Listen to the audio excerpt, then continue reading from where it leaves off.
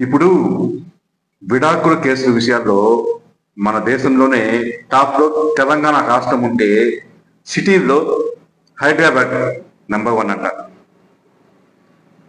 పెళ్ళైన కొత్తలోనే దాదాపు 20% ఇక్కడ విడాకుల కేసులు నమోదవుతున్నాయంట. ఇది నిజంగా దేశంలోనే ఒక రికార్డు.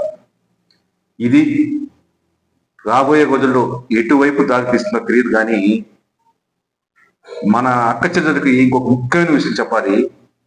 కొంతమంది మీ భర్తలు అని కాదు, కొంతమంది మగాళ్ళు వాళ్ళ భార్యల దగ్గర వాళ్ళకి తెలియకుండానే విడాకులు తీసుకునేలా కొన్ని టెక్నిక్స్ చేస్తున్నారు.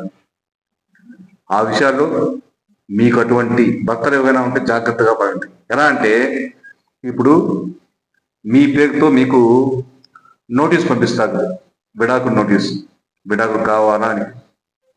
అది మీ ఇంటికే వస్తుంది.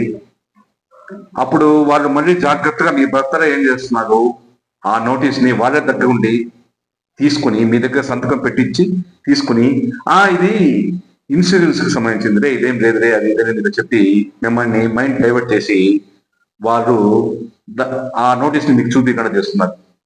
అప్పుడు కోర్టులో ఏమవుతుంది, వాళ్ళకే ఫేవర్గా అవుతుంది. మీరు సంతకం పెట్టి తీసుకుని చూసి మీకు సమాధానం ఇవ్వనట్టుగా, దీంతో మీకు అంగీకారం తెలిపినట్టుగానే లెక్క వస్తుంది కోర్టు దృష్టిలో. అందుకని అప్పుడేమవుతుంది, మీ భర్తకు ఫేవర్ అయిపోతుంది. ఆటోమేటిక్గా వాళ్ళు విడాకులు తీసుకునే అవకాశం ఉంది. కాబట్టి ఈ విషయంలో ఏదైనా మీకు పోస్ట్ వచ్చిందంటే ఖచ్చితంగా అది చదవండి. మీ భర్త అదిరే ఇదిరే, ఇది కాదు అది కాదన్నా కూడా నో, ఇది ఖచ్చితంగా చదవండి. చదివి చేయండి, జాగ్రత్త పడండి. ఇలా చాలా మంది ఆడపడుచులు వాళ్ళ భర్తల దగ్గర మోసపోతున్నారు. వాళ్ళకి తెలియకనే వాళ్ళ భర్తలు విడాకులు తీసుకునే పరిస్థితి వస్తుంది.